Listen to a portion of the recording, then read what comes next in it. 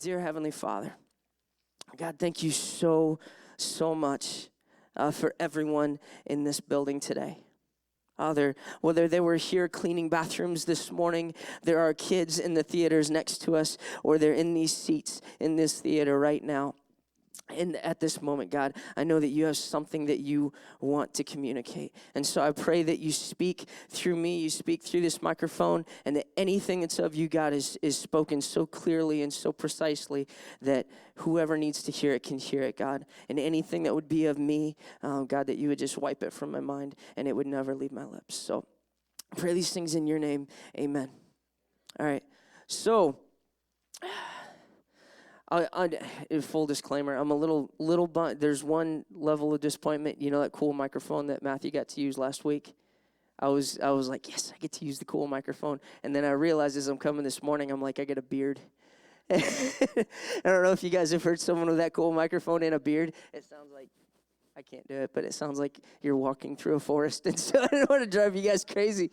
So anyways, but that's okay. I believe God's going to use this one just like he'd use the cool one. And he did with Matthew last week. That's right, buddy. That's my boy. I can call him out. That's Will. So, hey, real quick, before we dive in, I want to recap. We're at the tail end of a 4-part series, and this 4-part series is a big deal for our church because this is a set of 4 experiences that we want to take you on if you'll let us.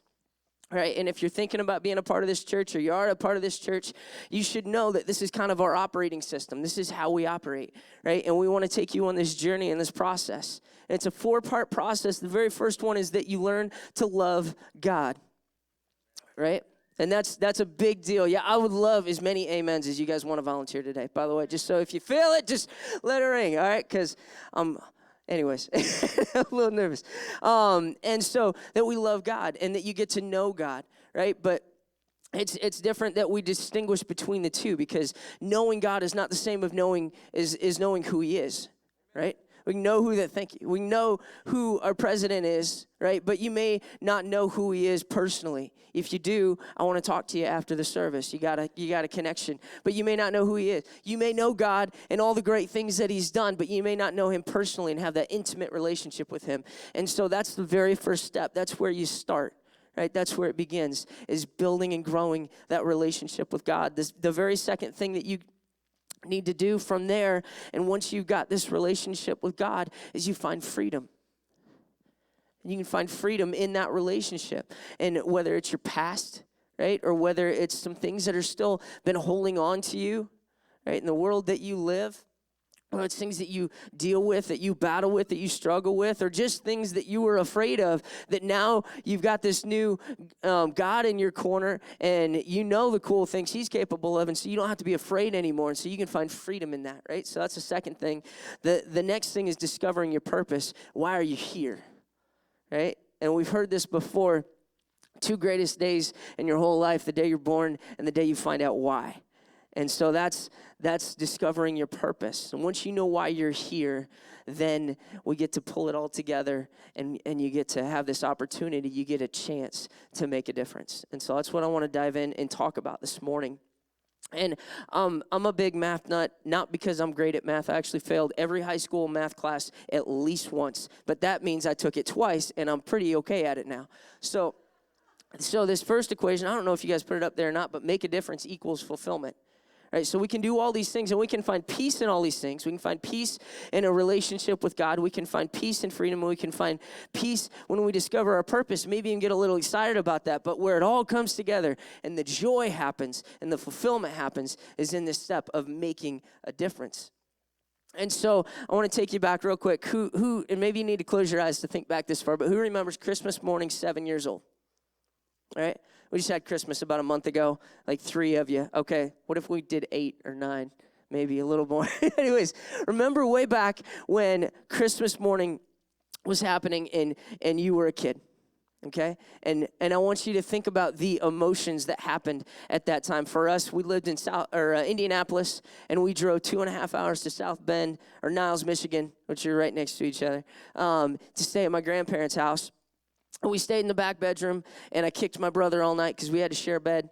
And then we woke up the next morning, and and we did big family Christmas, right? It was uncles and aunts and cousins and people we found off the street, and we had a big party on Christmas morning, and that means that the living room, there was like no floor space left. Like, it was presents galore. And I remember that just sense of like overwhelming excitement and joy and anticipation, because I knew that some of those were for me. Right, you guys remember that? Are you with me? You following me? I'll leave you. All right. I can crank the AC a little more if I need to. So remember that emotion, right? So hold there for just a moment. Now fast forward 20 some years. I've now got some kids of my own. I got a 7-year-old. I got a 9-year-old, and I got vocal cords over here just started crawling. And so we had Christmas just a little while ago, and as we're prepping for Christmas and we're going out, we're doing the usual shopping and the late night Christmas Eve wrapping, which has become a tradition for my wife and I, to see how late we can stay, or how long we can wait to wrap the gifts for next morning. And I remember walking down the aisle at the store and thinking, man, they would love this. Let's get it. And then we wrap it up, and I look over and I'll be like, "Yep, they're really gonna dig this one." I'm pretty pumped. And then we put them under the tree. And my wife is perfectly symmetrical, and she counts them out. She has a scale. She weighs them to make sure they all weigh the same. And the next morning, the next morning it happens. 6:30 rolls around. Our kids wake up, and they have that same level of joy and excitement that we had when we were 7 and 9 years old. And we woke up, and we went to look under the Christmas tree. It was there for them. And I remember, and I distinctly remember this year, it was there for me too.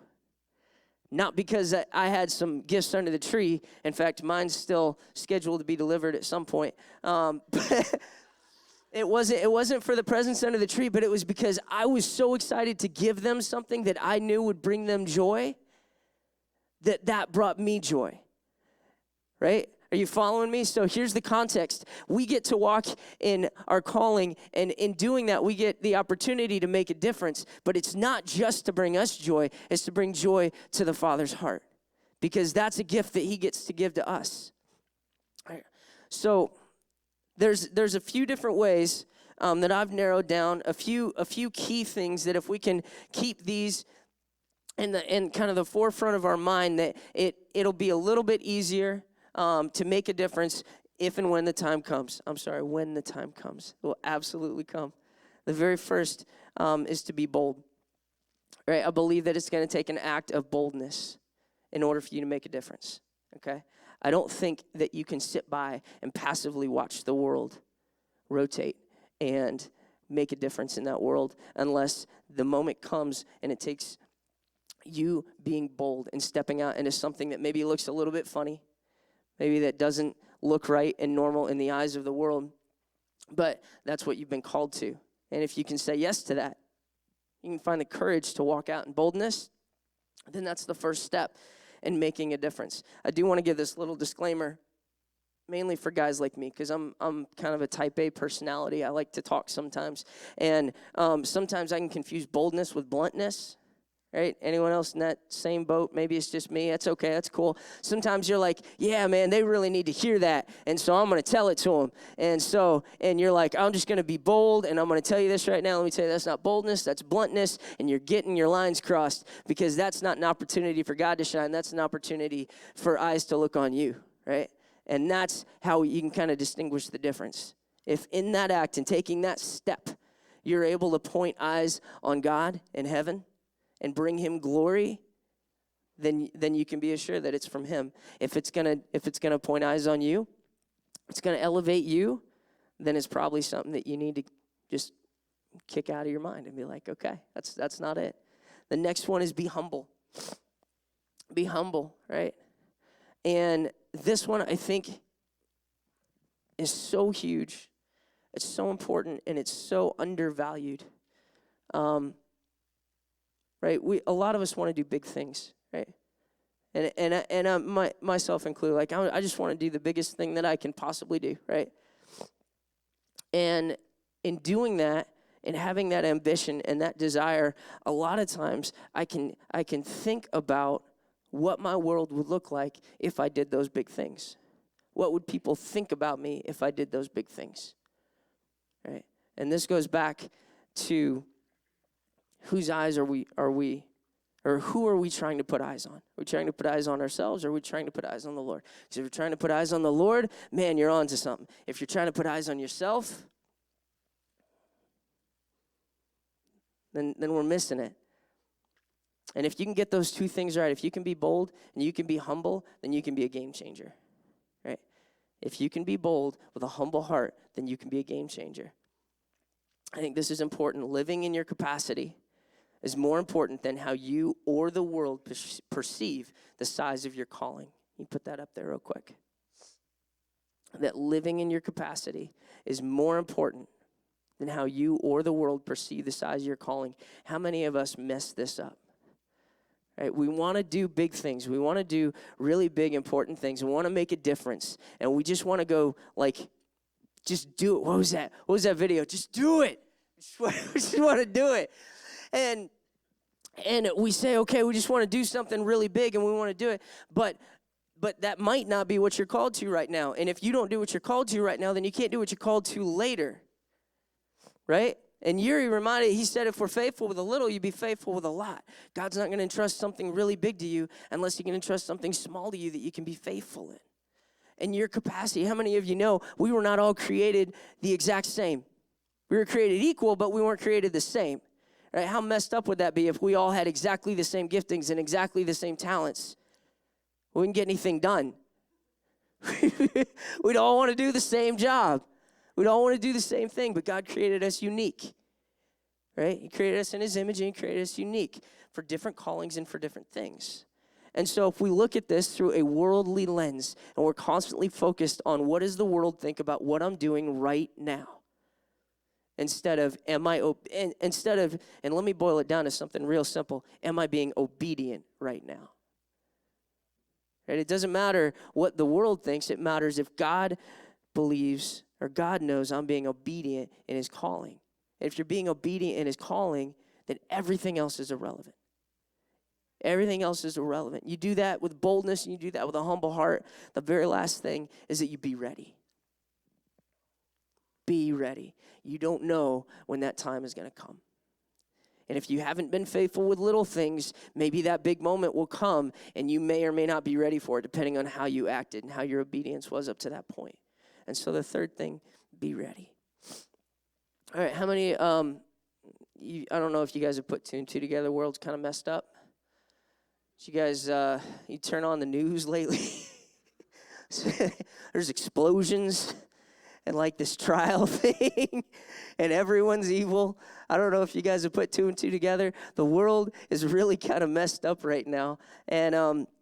And there was this other moment in time, way back in the very beginning, book of Genesis, the world was messed up just like that. And it talks about this guy named Noah. I'm going to read about him in just a minute. But real quick, before you put that up there, hey, how many of you guys remember the story of Noah? And you'd be like, okay, God called this guy to build a boat and to go collect animals 2 by 2. They all came to him, and you try and like wrap your head around this, and you're like, okay, this is a little bit far-fetched, God.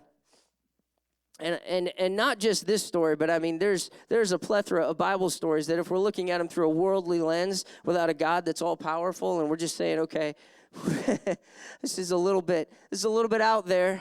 I don't know if I buy exactly how. Maybe there was a different version of that happened, but I don't know that it happened exactly like that. Let me just tell you, and you've got to determine this for yourself. I believe, for me, it happened exactly as it was written, right? And that's part of my core belief, that as I read it in the translation of my Bible, that's what happened. Right? And so you've got to come to that conclusion. There's a story, this little girl who turned in a term paper on Jonah and the whale. I don't know, maybe you guys have heard this story before. She turned in this term paper, and she was all excited, and she turned it in. Her teacher looked at it, and her teacher didn't happen to be a believer, read the paper and said, this is just wrong. This is crazy. First of all, there's no way this happened. Okay, I don't mean to burst your cute little princess bubble, but there's no way a man could be swallowed by a whale, and there's certainly no way that he'd survive for 3 days in the belly of a whale. And so the girl, not wanting to be defeated, she looked back up at her teacher. She said, well, When I get to heaven, I'll just ask him. Okay. The teacher says, what if Jonah's not in heaven? Well, then I guess you can ask him. So the moral of that is don't mess with little girls and their Bible stories, right? They're all true. They're all true. And they're all true. And so Genesis 5:5-8, the Lord saw how great the wickedness of the human race had become on earth, and that every inclination of the thoughts of the human heart was only evil all the time. Can you imagine? Only evil all the time. The Lord regretted that he had made human beings on the earth, and his heart was deeply troubled. So the Lord said, I will wipe from the face of the earth the human race that I've created, and with them the animals, the birds, the creatures that move along the ground, for I regret that I made them. But, and this, just, if you didn't catch it, this is a really big, world-changing, but Noah found favor in the eyes of the Lord. All right, so in the midst of this chaotic mess that was the world that Noah lived in, and there was evil in every heart, and God's heart was broken because of it, he was looking for someone, and he found Noah. And the world's messed up again, and it's messed up just like it was messed up then, and he's still looking. And I don't know how I can boil it down any more than this. He's looking for you. Right? He is absolutely looking for you. He's not looking for your neighbor. He's not looking to a politician. He's not looking to anyone, but he's looking for you, right? He wants you to make a difference. And I believe that in the world that we're in, right? And a lot of people, and we talk about the end times a lot, and they're like, oh, we're getting close? I have no idea, right? Says Jesus doesn't even know. Only God knows. So if Jesus doesn't know, I certainly don't know. Maybe Yuri has an idea, but I have no clue. I don't know if we're close, right? I don't know if we're close, but there's some signs that we can look for. And I can tell you it's not a time to not be prepared. It's absolutely a time to be prepared. It did say, it says that in the end days that the gospel will reach every corner of the earth. And the way that it really translates is that it'll reach every people group in the earth. And we're doing that really, really quickly now. A lot of it's because we've got technology, right? It's traveling faster than it ever has before. And so absolutely, we're getting closer. And we could be really, really close. And so we need to be prepared. And he's looking for someone to change this world, and he's looking for you. There's 3 ways I believe we can make a difference. Okay, 3 ways. The first way, and these are how do I want to say, these are contexts, 3 different places, 3 different arenas in your world that I believe that you can make a difference, and you've been called to make a difference. First one is to those closest to you. Those closest to you. We don't have to do a show of hands. I'll just tell you, for me, I've done multi-level marketing before, and maybe I think probably a large percentage of us in the past, and maybe some of us now. And I will tell you, there's some really great companies out there that have got some great products, and they're absolutely worth it, right? But the only thing I really want to harp on real quick is their marketing model is really genius. It really is, because the way they market their products is they market them to people that you know. Who do you know? Right? And if you go in and you go into the room and they're all about hype and they tell you, oh my gosh, we've got the greatest thing in the world, you got to tell all your friends and all your family about it. You got to bring them here. You got to bring them here, and you got to tell them. Can I tell you, it's not a bad marketing model, because that's the same marketing model of the church. Is that not what we do every single Sunday? We come and we tell you we've got the greatest product in the whole world. His name is Jesus Christ. He saved every single one of you. There's nothing greater, nothing better. And we want you, by the way, go tell everyone about it. And don't just go tell them about it, but bring them here. Bring them here, because there might be something that's said from this stage that maybe they'll hear it in a way that they couldn't hear it from you. Right? And that goes into our giftings. We've got an amazing pastor who comes up and he speaks the heart of the Lord, and maybe he can communicate something in a way to one of your friends or some of your family that haven't heard it before. And so we say, hey, bring them here. And that really is your world of influences to those closest to you. That's the first place that you can make a difference. And we want you to bring people. All right? And how many of you know the end of the service, we do this almost every week. You bring them, and you're wondering, and sometimes you're going to bring your friend, and this is a really important friend, right? And you're going to go up to Yuri that Sunday, and you'll be like, hey, Yuri, I need you to not mess this up. I really brought somebody special today, and I need you to not mess it up. And, of course, he's not going to mess it up because he's awesome. And he's going to be on the ball, and he's going to come to the end of the service, and he's going to say, okay, every eye closed and every head bowed, I want you to slip your hand up, right? What you don't know is Yuri actually wants you to peek.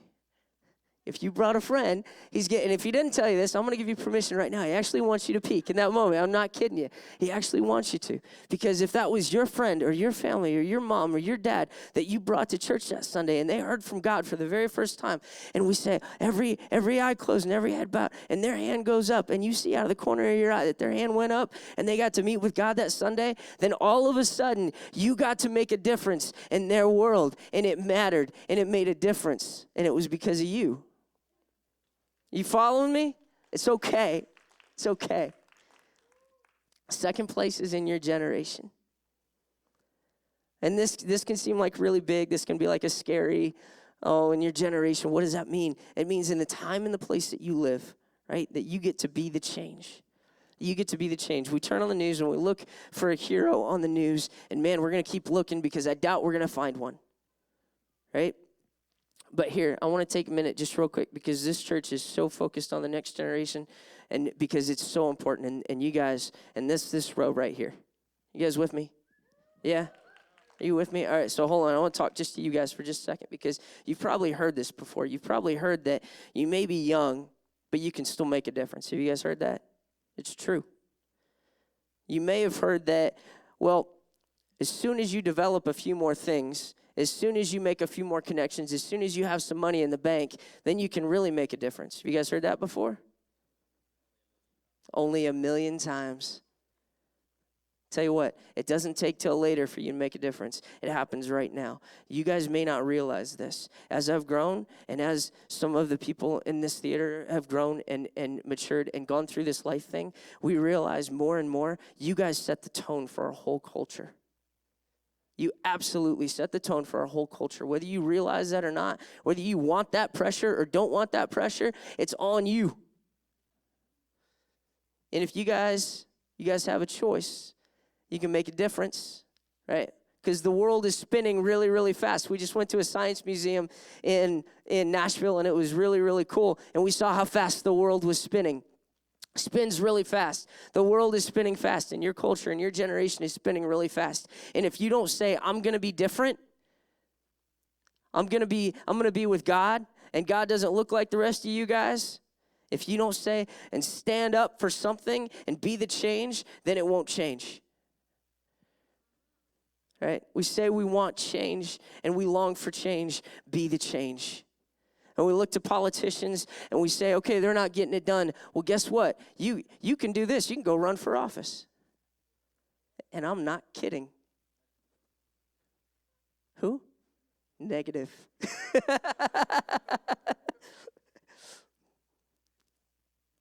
The last one is for God. Right? He's looking for you. This goes back to Christmas morning. Right? You can make a difference for God. In the heart of God.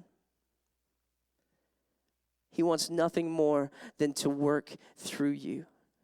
He wants nothing more than to show his might and his strength through you. You got to be willing to let him. You can't do it unless you're bold. You can't do it if you're full of pride. But if you say, yes, God, in this right now this morning, right where you have me in this seat, and wherever I go from here, I'm all yours. I don't care what the world thinks about me. I don't care how far in this popularity contest I get. I care what you think about me. And real quick, I want to take a moment. I want to pause the sermon right now. I want to pause the service. And I just want to thank some people, right? And we do this at our huddle, but I want to do it here, and because we have an amazing dream team that's no joke, and they are literally and they come here at 7 o'clock in the morning, and they start setting up. I don't know if you guys know this, they don't let us leave this stuff up all week long. We've tried. And they said no. And so we have to come, we have to set it up, and we have to tear it down. And they get here at 7, and they start plugging in speakers and plugging in power cords. And then there's other people right next door, and they start pulling out mats for your kids to crawl on, and they wipe them down with disinfectant so they don't get germs. And they are just And then the greeters out front who are opening the door for you, hoping that you've got a smile on your face when you walk in the door. Like, our dream team is off the chain. And I just want to, real quick, can we just, give them a hand? Can we just give them a huge hand and recognize them, because they are amazing. And our worship team, yeah.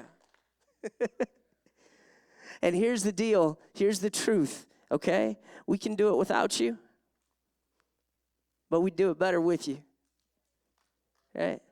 We can do it without you, but we do it much, much better with you. And so there's opportunity there. I don't know if you guys have heard this year. Can I see a show of hands real quick? Who's going to Grow Track next week? Grow Track, 1, 2. All right, we've got about 47 more seats to fill. All right, so real quick, we may not have marketed this well enough. Give me a 30-second clip. Grow Track is awesome. If you haven't been through it, or if you have been through it, it doesn't matter. Go through it again. It's 9:30 for the next 4 weeks, the month of February, and it's going to tell you the heart of our church. Is going to take you through. Thank you for that. Thanks for the slide. All right, we're going to take you through the 4 experiences that we've been on this month, and it's such a big deal because at the end of it, you're going to have an opportunity to jump on a team, right? And you're going to get to raise your hand and say, okay, God, this is it. I want you to use me. Don't know where. You might have an idea where. You might be like, okay, I want to go sing. And we'll see if you can sing. But maybe God's got something else. Maybe God wants you to work on your pipe somewhere else first. Maybe he wants you next door. Maybe he wants you with the kids. And you're like, no. And you're like, yeah. And some of you are like, nope, that's not me. It's not me, but maybe. Right? Maybe God wants you to be faithful with something small. Maybe he wants you to get over this fear that, I can't do that. I can't take care of kids. Because it's not you that's going to take care of kids. It's God that's going to take care of the kids. He just wants you to show up next door. Right? Make some coffee. We got killer coffee. The Bible says this. It says the harvest is plentiful and the workers are few. To make a difference, you have to be different. How could you ever expect to change something if you're walking in the same direction as the world, which produces your perspective? Sometimes you have to climb a mountain to see things as they should be. That was a random thought. So why would anyone say no to this, right? If we know that making a difference brings the greatest possible joy that we could ever have in the family of God, if we know that stepping into that calling, why would anyone ever say no? I think there's 2 big reasons. The first one is fear. What are you afraid of? Well, maybe it's your past. You're afraid of your past. You don't know me. You don't know what I've done. You don't know what I did yesterday. You don't know what I did this morning in the parking lot on the way here. You don't know me. God can't use me. Yeah, he can. Absolutely. In fact, your past doesn't disqualify you. It probably qualifies you all the more. Have you heard this before? The greater your capacity for evil, the greater your capacity for good. Some of the people who have done some of the most messed up things in the eyes and in the heart of God, right? Some of the people who have gone so far off, you're like, there's no redemption for them. Man, when they come back, it's awesome. It's awesome. And they're king and they're champions, right? And they're champions for the kingdom because of what they've seen and who they can relate to that no one else could possibly relate to but them. The second thing is pride. Right? And I've touched on this just a little bit, but I don't want to let it go because honestly, no one needs to hear this in this room probably more than me. Right? Pride brought down the Prince of Heaven. That means it's a big deal. He wants to do everything he can to whisper in your ear and say that you can do all these great things and you can still have just a little bit of pride. It's okay. You deserve it. Right? It's one of the most used sales pitches, and I know sales pitches, is you need this because you deserve it. We know what we deserve. Pride will bring you down. Pride will stand in the way of what God has carved out for you, and he has something very specific, very special, and very unique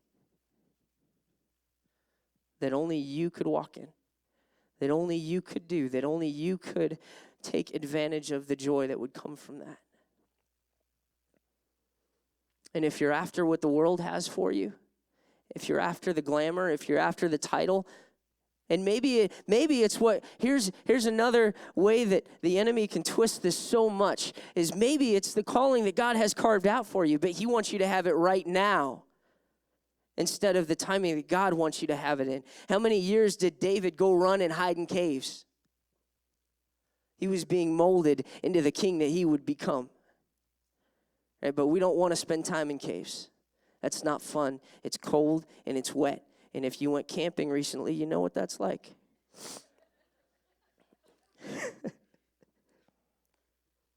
It gets easier when you know why you're here. All right, real quick. I know I'm running out of time. It gets easier when you know why.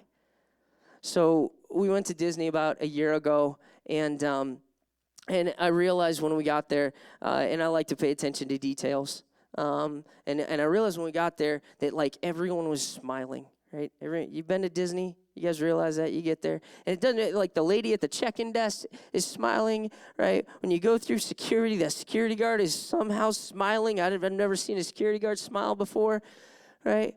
The hundreds of princesses that we met and got autographs from, they were all smiling. Even the kid in the back flipping burgers was smiling. And here's the weird thing. If we weren't smiling, then it's almost like they were watching, like they had hidden cameras, and someone came and found you and be like, hey, what can I do to help you? What's going on? You look confused. Are you looking for something? And they would go out of their way to make sure that no matter what, you had a great time at the park. Have you been to Disney, experienced this? Am I crazy, right? And I realized later, when I did a little bit of research, when you go and you interview for a job at Disney, right? They don't just ask your qualifications, though they do, and they don't just tell you how much you're going to make. It's not that much. But they tell you why you're there, and they tell you why Walt Disney started these parks in the first place. Right? Walt started these parks because he wanted to bring joy to people. He was making all these cartoons, and to be honest, he didn't really care a whole lot about the cartoons. He wanted to make these parks that people could come have a magical experience and forget the worries of life, and that they could have an amazing time and smile from the time they arrived until the time they left. And that's why we're here, and that's why you're there. That's why you're flipping burgers, right? So they don't have to worry about leaving the park to go make something gluten-free so they can eat lunch and then come back in the park. Like, your job matters. It doesn't matter how small it is, it matters. And so it's easy for a Disney worker to show up, a team cast member is what they call them. They're not workers, they're cast members, show up and know why they're there. Well, there's a good reason why we're here on Sunday mornings, right? And though it's to hopefully help you smile, and we're going to give you hugs whether you want them or not, because we're huggers. The reason that we're here, and I think I can relate it best like this. There was a man that took his family to an amusement park. It was not Disney. They went someplace else. And with them, they had a 5-year-old son, and he had autism. And the 5-year-old little boy, and they're going along, and they turn around, and he comes up missing. Right? And of course, panic comes over him. They don't know what to do. He's got autism. He can't communicate that clearly, right? One of my little girls gets lost. They're going to walk up to the nearest person with a badge, and they're going to say, my dad's name is Michael David Philip Infalt. We live at 279 East Circle, 850-842-1002. And they'll find me like that. But that wasn't the case with this little boy because he couldn't talk. He had autism. And they're frantically looking, right? Just like you would be looking if it was your son or if it was someone in your party. Doesn't matter if it was your son or not, you'd be looking for him, right? right? And maybe you're going to see whoever that dad or the party, and you're going to join in the search because someone's lost and you want to help find them. And I guarantee you there's absolutely nothing that was going to get in the way of that dad in finding his son. And he walks up to a security guard, and the security guard's leaning up against the wall. And he looks at the security guard, and he says, hey, I need you to help. My son's lost, and we can't find him. He's got autism. He can't speak that well. He's about this big. And the security guard looks back. He goes, what'd you check the last place you left him? Dad goes from panic to pissed real fast. Right? Me too. Because he didn't get it. Right? He didn't get the situation. He was trying to communicate to. He was trying to tell him, hey, my boy's lost, and I need your help. You've got the radio. Help me out. But he wasn't getting it. They did find him. About 25 minutes later, they found the little boy. But can I tell you, that's the heart of God almost all the time. Because his kids are lost, and most of them that are lost don't know how to be found. That's why we come on Sunday mornings. That's why it doesn't matter if we're setting up a speaker or plugging in a wire or changing a diaper. Because we're on the search. And we're after his kids that are still lost.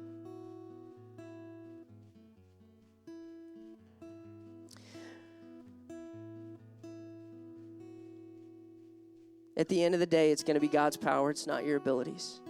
Every single time. You want to walk in your calling? Just say yes to God.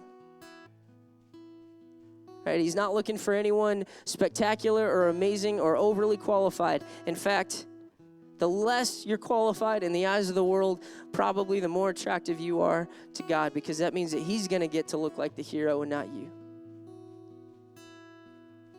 He called on David, when he was just a boy. He's a little thing, and he was kind of a runt, and they didn't even think about him when they were lining up the kings, and David brought a slingshot to a sword show. And everyone looking around at him was like, surely this kid's going to get it. He might think he's hot stuff, but imagine if you were there watching the armies, right? And you were going to watch this battle that was about to take place, and this little kid pulls out a pocket full of rocks and a slingshot against a warrior that everyone else is scared of. We've heard the story 1,000 times, but if David wasn't sure, and I mean absolutely certain, as the God he served was more powerful than the giant that was in front of him, there's no way he'd be there, but he was. Noah built a boat to save a planet in a time when they had no boats. What you building? No, I'm building a boat. What's a boat? I don't know. It floats. Floats on what? Water. What's water? The guy looked crazy. He had to have looked crazy. That's okay. God's not after normal circumstances. God's not after your everyday worldly stuff that we're okay with. God specializes in the impossible. And so the more impossible, the better. Moses brought a stick to free a nation. He stammered. He didn't talk good. He was exiled to the desert. He was no big deal, and God used him. It's God's power every time. So this last guy I want to talk about, his name's Joshua. You guys remember Joshua? He led God's people after they got through the desert. And Joshua 6, it says, now the gates of Jericho were securely barred because of the Israelites. No one went in and no one came out. God called on Joshua to be bold. And the Lord said, Joshua, I've delivered Jericho into your hands, along with its kings and its fighting men. March around the city with all the armed men. Do this for 6 days. Have 7 priests carry trumpets of ram's horns in front of the ark. On the 7th day, march around the city 7 times with the priests blowing trumpets. When you hear the sound of a long blast on the trumpets, have the whole army give a loud shout, and then the wall of the city will collapse and the army will go up, everyone straight in.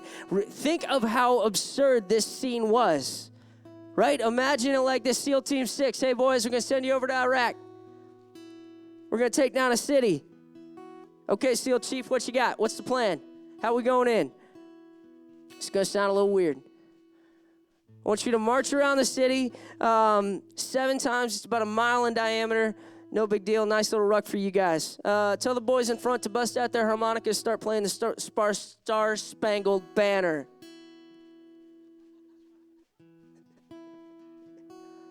Okay. All right, 7th day, I want you guys to march around the city 7 times. Have them play the harps real loud that day. At the end, you guys all let out a big hoorah. Let the fire fall.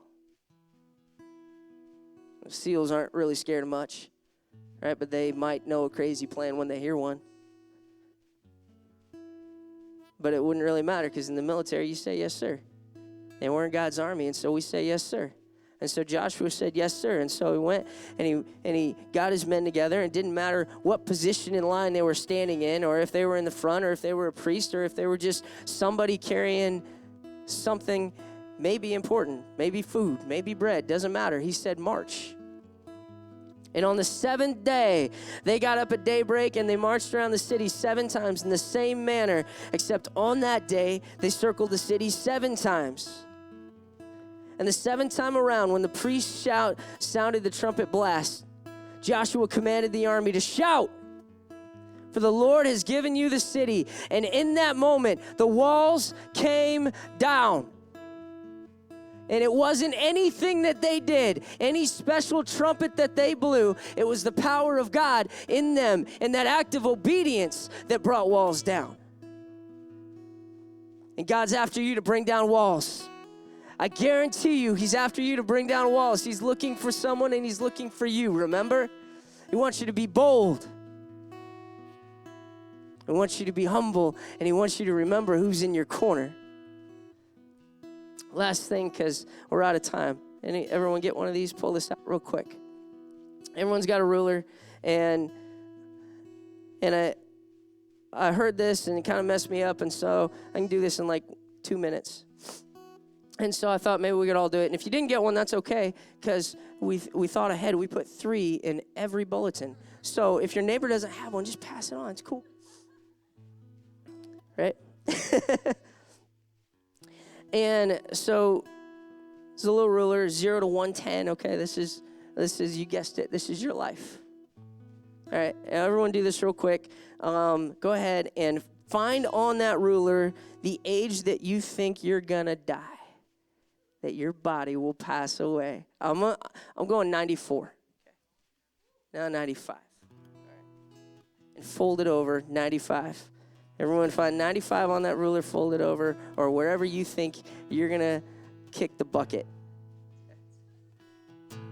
Sorry, it only goes to 110. I know medical advances, all that fun jazz, but 110. All right, everyone got it? All right, fold it over a couple of times. 19, you're in trouble, my man. All right, fold it over, rip it off. You're dead, you're gone, it doesn't matter. Okay, now go back.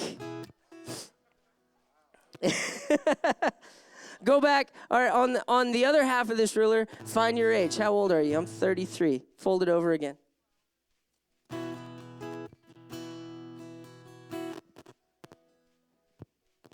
All right, fold it over. Bend it over a couple of times. I'm 33.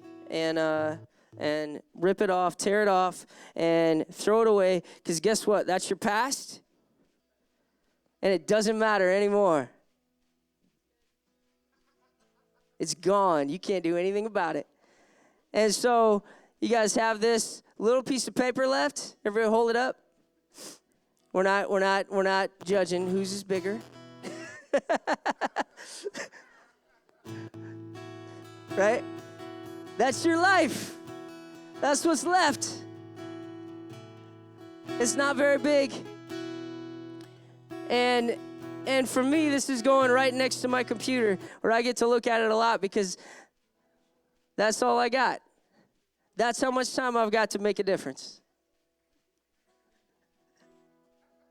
What? It's a little dark. I know, but it kind of makes the point, doesn't it? Okay.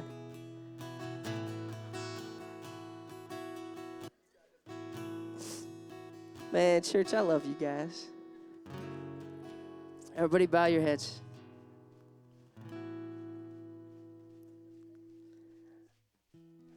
God, you're great in everything. Father, you've got a plan for me. You've got a plan for everyone in these seats. And you've got a plan for our kids right next door. Help us to walk in that. And help us to remember who you are, that you're in our corner.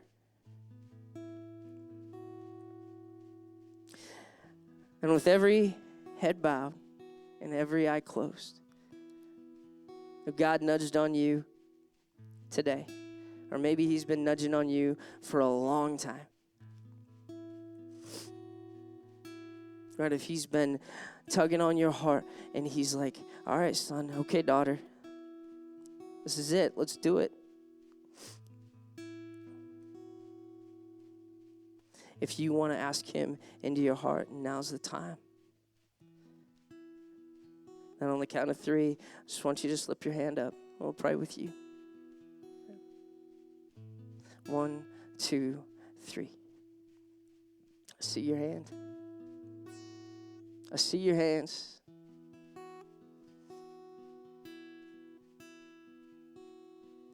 All right, church, pray this with me. Everyone stand up to your feet. Dear Jesus, thank you for dying for me. Thank you for having a plan for me. God, come into my heart. Let's do this together. Forgive me for all of my mess ups.